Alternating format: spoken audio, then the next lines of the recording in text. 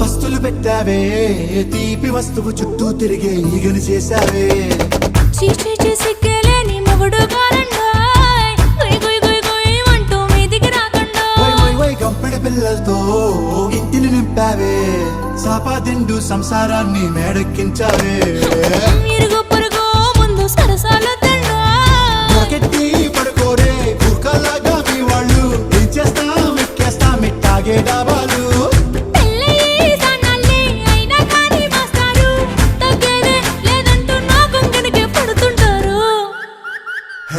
గోదారి గట్టు మీద రామసలకావే